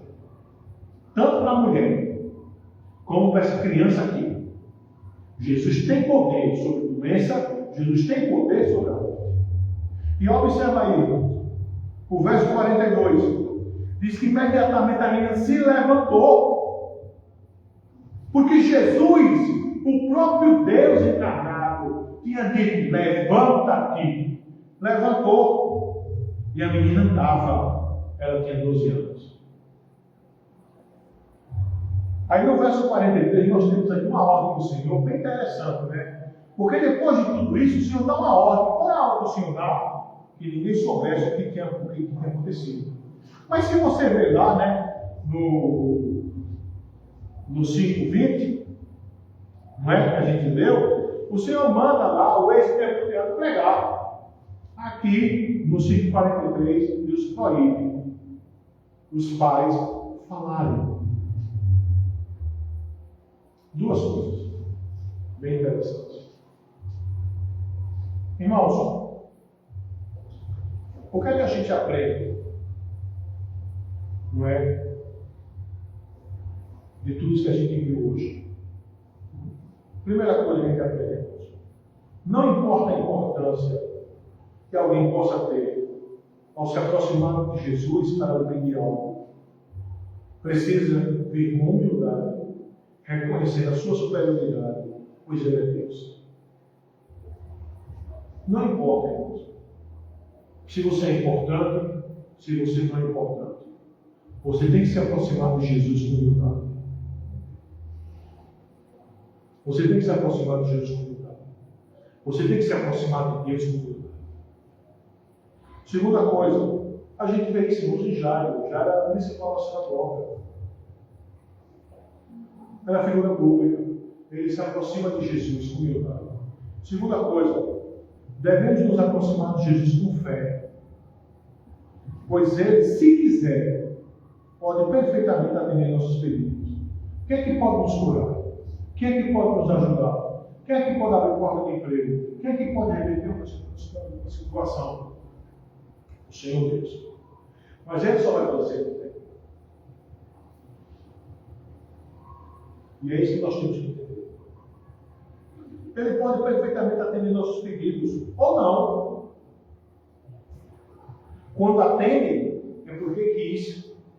Quando não atende, também é porque não quis atender. Entretanto, como nós não sabemos o decreto de Deus, o que sabemos é que temos que se aproximar com fé em Deus. Você não pode me dizer, eu não vou orar porque isso aqui não está no decreto de Deus. Eu te pergunto, porventura você subiu aos céus e viu a escrita da verdade, conforme está lá em Daniel capítulo 11, que o anjo disse? Nenhum de nós subimos ao céu para ver a escrita da verdade. O que a gente sabe do decreto de Deus é o que aconteceu até o dia de hoje nas nossas vidas. Porque só aconteceu porque estava no decreto. Mas você não sabe o que vai acontecer. Então você precisa se aproximar com fé. Você não pode se aproximar duvidando. Você tem que se aproximar com fé. Agora você tem que orar com discernimento. Fé, irmão. Fé, a gente tem que entender uma coisa. Às vezes, sabe, a fé, porque a gente está num país que é majoritariamente arminiano pentecostal, derrota, aí a gente fica na nossa cabecinha, sabe, que fé é mais ou menos feito criança, quando está no mercado. Não é? Mãe, eu quero um Danone. Por que a mãe pede? Desculpa, por que a criança pede Danone na mãe? Porque a criança sabe que a mãe pode dar o Danone. Mãe, eu quero Danone. A mãe não dá. Aí a criança começa, mãe, eu quero Danone. E começa a fazer birra. E começa a fazer birra. Começa a fazer birra. Aí muitas vezes a mãe, essa mãe mole, frouxa, né? Pega e acaba dando a criança. Aí a criança desenvolve aquela ideia de que se eu fizer birra, eu consigo. Então o pessoal acha que Deus é isso. Eu vou pedir, Deus me dá, aí eu vou fazer birra, eu vou ficar insistindo, aí Deus vai me dar. Só que não é isso que a Escritura diz. Não é isso que a Escritura diz. A Escritura diz, irmãos, que nós devemos o seguinte: me aproximar de Deus e pedir as coisas a Ele. Mas se o Senhor não me der, eu, como filho maduro na fé, tenho que entender o seguinte: Ele não quis me dar, não porque Ele não possa me dar, mas porque Ele não fazia parte do seu decreto de me dar. E eu tenho que ter fé, uma fé madura, que Ele pode me dar, como também Ele pode não me dar. No caso aqui, irmãos, o Senhor quis ressuscitar, o Senhor quis curar aquela mulher. Mas nós devemos ter essa noção, irmãos, que por não sabermos o decreto de Deus, nós temos que nos aproximar com fé e Deus pode nos dar as coisas. Uma terceira coisa que aprende no texto é que Jesus é aquele que tem poder e autoridade sobre doença e morte e pode perfeitamente, se quiser, reverter qualquer quadro. Por isso você tem que ter fé. Todo pedido a Deus é um treinamento de duas coisas. Quais são? Da nossa fé e da nossa crença no decreto de Deus. Toda vez que você ora, você está treinando duas coisas: a tua fé e a crença no decreto. Por quê? Porque se você não tiver isto, você vai sair da presença do Senhor com vergonha triste. Então a oração é treinamento de duas coisas: da tua fé e da crença no decreto. Eu tenho fé que Ele pode me dar, mas também eu sei que se Ele não me der, se Ele não me dá, é por causa do seu decreto. Irmão, quando você não tem isso, sabe qual é o problema que pode gerar em você? Vamos lá. Por que eu tenho que me aproximar com fé? Porque é necessário que você entenda que sem a fé, você não agrada a Deus. Entendeu? E é necessário que você também entenda que a fé não é a garantia que você vai receber o que você pediu. Então, duas coisas. Eu tenho que entender que sem fé é impossível agradar a Deus, então eu tenho que ter fé. Mas também eu tenho que compreender que a fé não é a garantia que eu vou receber. Eu só vou receber se tiver um decreto de Deus. Se orarmos consoante a sua vontade, Ele nos ouve. 1 João vai dizer isso. Outra coisa que eu tenho que aprender, que você tem que crer no decreto. É necessário, pois Ele é que me diz que a resposta de Deus em me dar o que eu peço ou não faz parte do plano de Deus para a minha vida. E seu plano, o decreto, é o melhor para mim, mesmo que eu não compreenda. Então, quando eu creio no decreto, eu peço algo a Deus. Se Deus não me der, eu não vou sair aí com birrinha, sabe? Feito menino manhoso. Eu não vou para a igreja mais não. Eu não quero saber nada de Deus, porque eu estou pedindo e nada acontece. Eu não quero mais saber nada de Deus. Eu vou embora, eu vou para o mundo, feito menino. Consegue ter discernimento. Deus não quer me dar alguma coisa. Eu não compreendo, mas é o melhor para mim. Por isso que a oração é treinamento de duas coisas: fé e crença no decreto. Concluindo, irmãos, que o Senhor tenha misericórdia de nós, que Ele tenha piedade e desenvolva a nossa fé na fé. A Ele toda a glória, como era no princípio, é agora e será para todo sempre. Amém. Amém. Irmãos, como os irmãos sabem, o sermão está em áudio, certo? O irmão o sermão está em áudio. Eu vou colocar aqui porque eu já posso compartilhar, tá? Mas também, irmãos, o culto está sendo gravado, tá? Então, os irmãos, posteriormente, vão ter tanto o áudio do sermão, como também o culto gravado. Bom, irmãos, vamos para a Eucaristia. Mateus 26. Mateus 26, a partir do verso 26.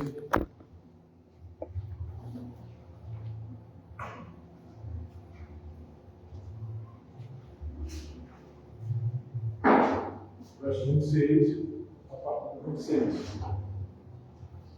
A Escritura diz o seguinte, irmãos: enquanto comiam, tomou Jesus o pão, abençoando, partiu, deu aos discípulos, dizendo: tomai e comei, este é meu corpo. Assim que tomou um cálice, tendo dado graça, deu aos discípulos, dizendo: bebei de todos, porque este é meu sangue, o sangue da nova aliança, derramado a favor de muitos, para a remissão de pecados. E digo-vos que desta hora em diante não beberei deste fruto da videira, até aquele dia que o hei de beber de novo convosco, no reino de meu Pai. E tendo cantado um hino, saiu para o campo das oliveiras. Vamos orar? Senhor nosso Deus e Pai, nós queremos te rogar em nome do Senhor Jesus, que o Senhor reviste os elementos que os teus santos não lhe pegaram, que a bendita Eucaristia seja veículo de graça e não de condenação para o teu povo. Que o teu povo, Pai, seja, Pai, edificado por ela, Deus. Nós rogamos isso em nome do Senhor Jesus. Amém. Amém. Chama o servo de Deus aí, tá? Para ajudar aqui.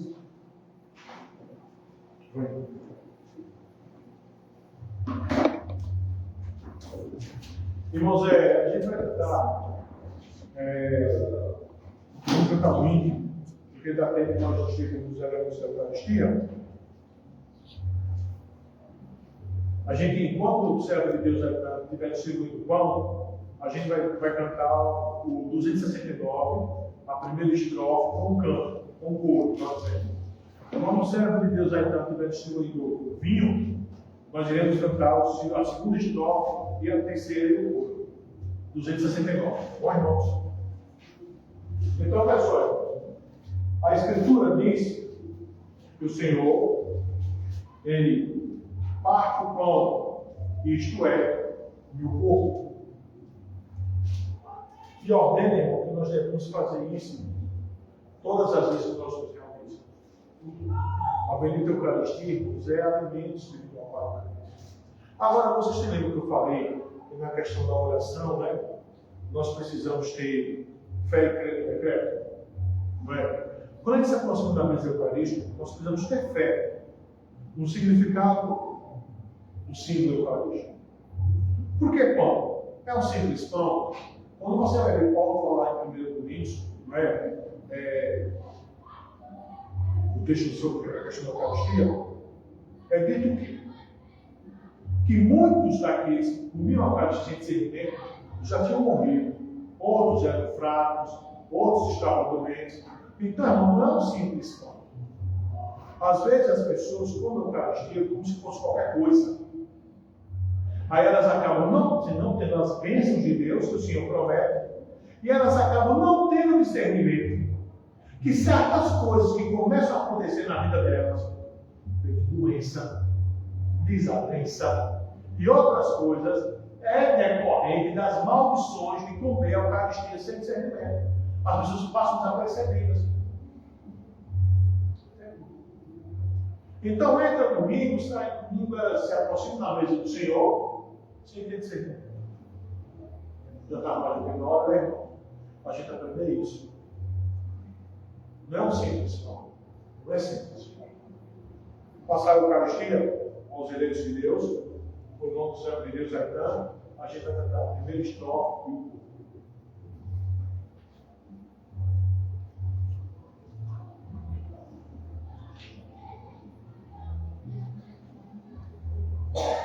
Seja bendito o Deus que a cruz por nós padecer.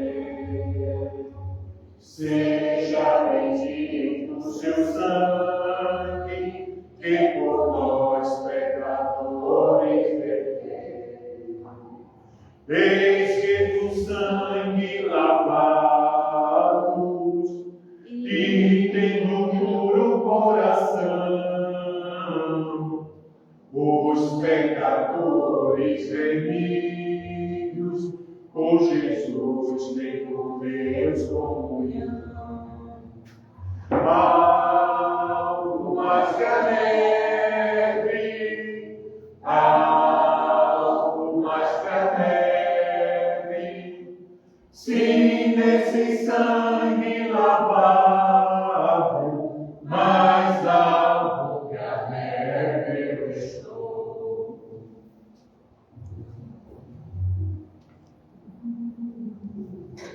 Da mesma forma que o Senhor faz o pão, ele pega um vinho e diz: isto é meu sangue derramado em favor de Deus.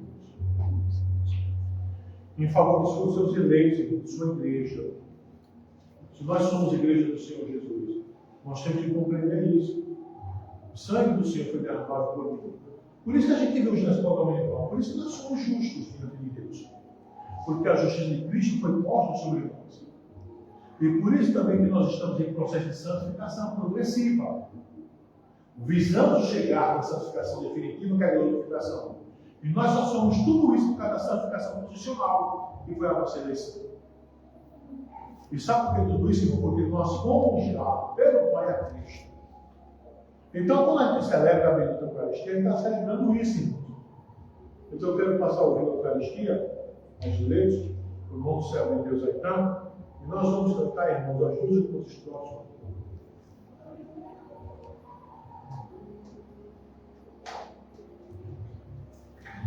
Quão espinhosa a coroa que Jesus por nós suportou, quão profundo apenas as chagas que nos provam quanto Ele amou. Eis nessas chagas pureza para o maior pecador, a quem mais alto que a neve o teu sangue transforma, Senhor. Algo mais que a neve, algo mais que a neve, se nesse sangue lavado, mais alto que a neve eu estou. Se as faltas nós confessarmos e seguimos na tua luz, tu não somente perdoas, purificas também, ó Jesus. Lavas em todo pecado, que maravilha desse amor, pois que mais alto que a neve, o teu sangue nos torna, Senhor. Algo mais que a neve, algo mais que a neve, se nesse sangue lavado, mais alto que a neve eu estou. Algum eleito de Deus deixou de pegar o pão eucarístico, tomar e comer, este é meu corpo que é dado por vós. Algum eleito de Deus deixou de pegar o vinho eucarístico, tomar e beber, este é meu sangue, que for derramado.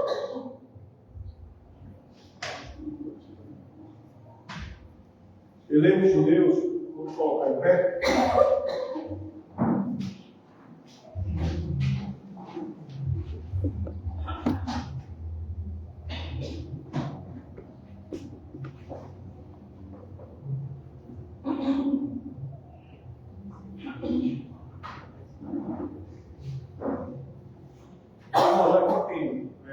Nós tínhamos um canto aqui, mas eu queria cantar o canto de uma música do Inário.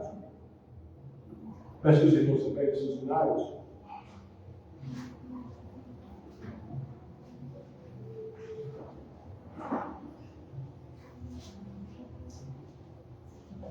O 21, talvez já não. 21, número 21.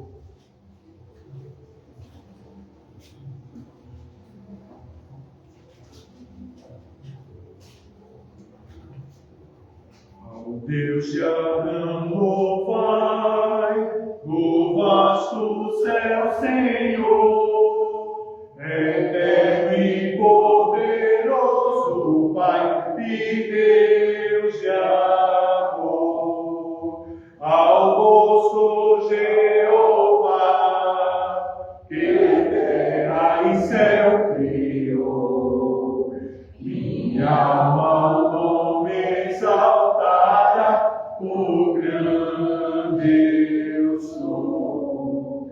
A Deus de Abraão louvai, expor mandado seu, minha alma deixa a terra e vai gozar no céu. O mundo desprezei, seu lucro e seu louvor.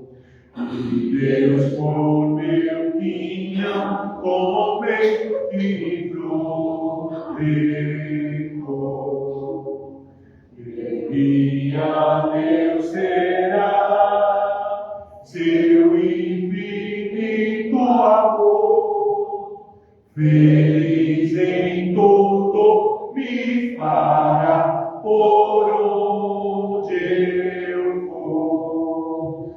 Tomou-me pela mão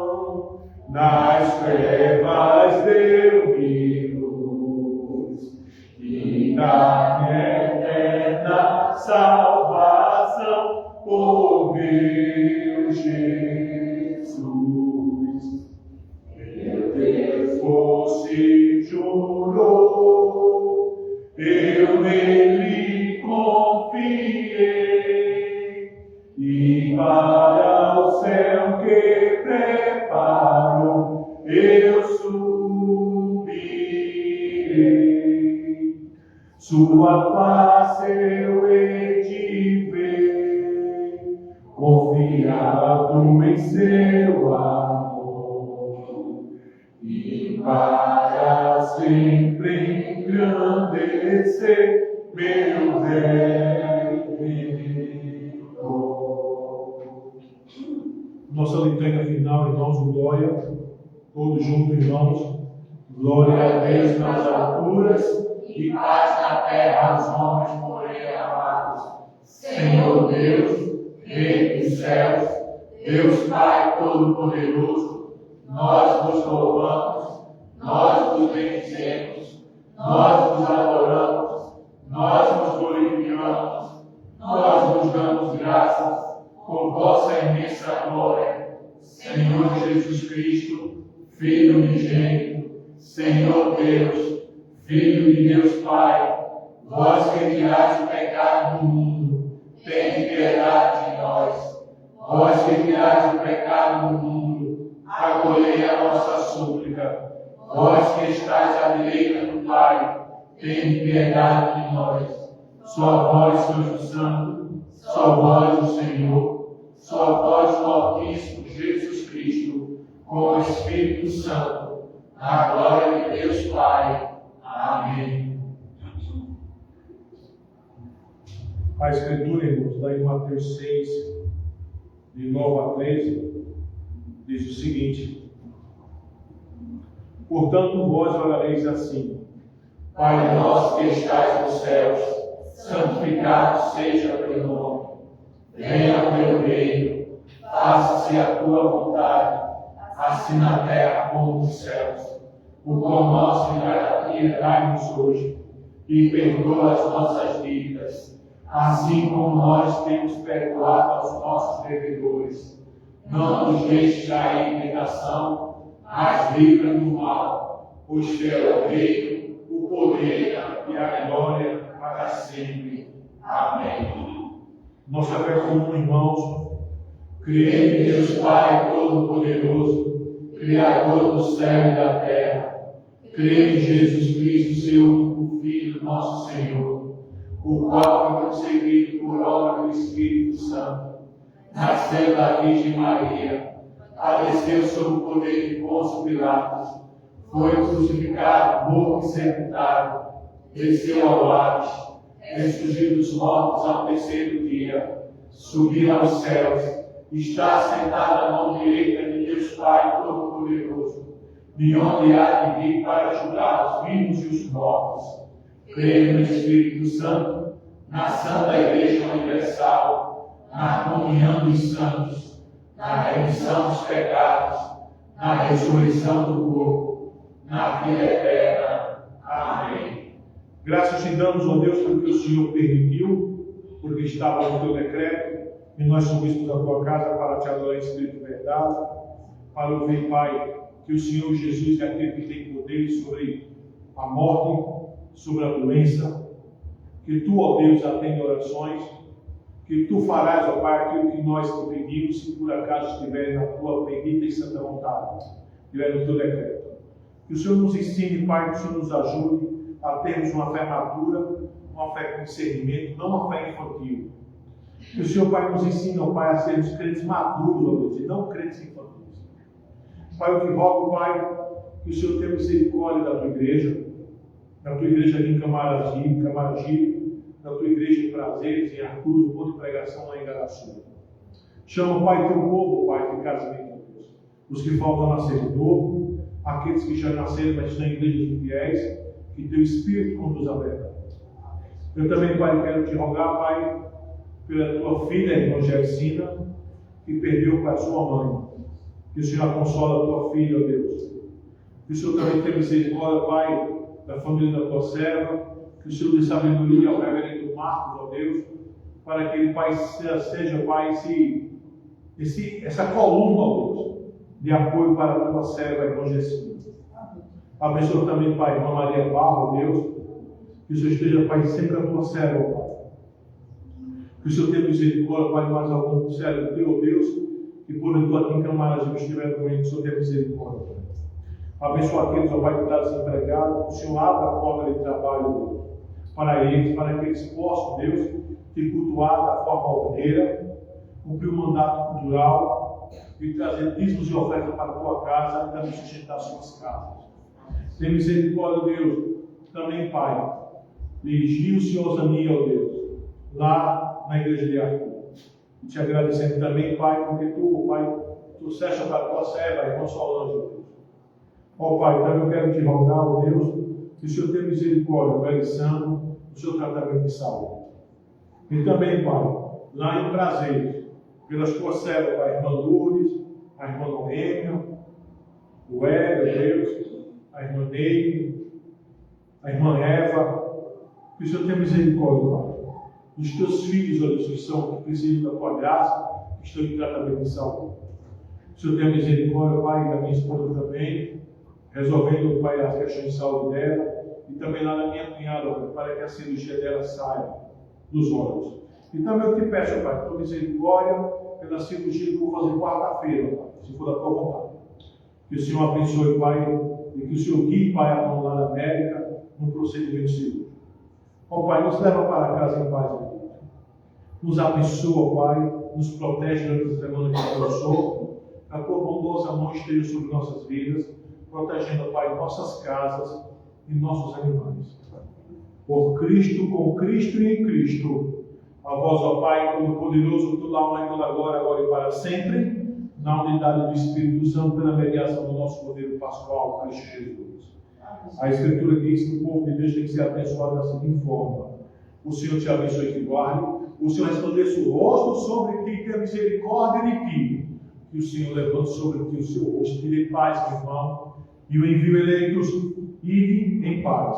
Lembrai dos pobres, que Deus do Pai seja convosco. Amém, irmãos? A terminar a nossa liturgia do culto, que culto é vida.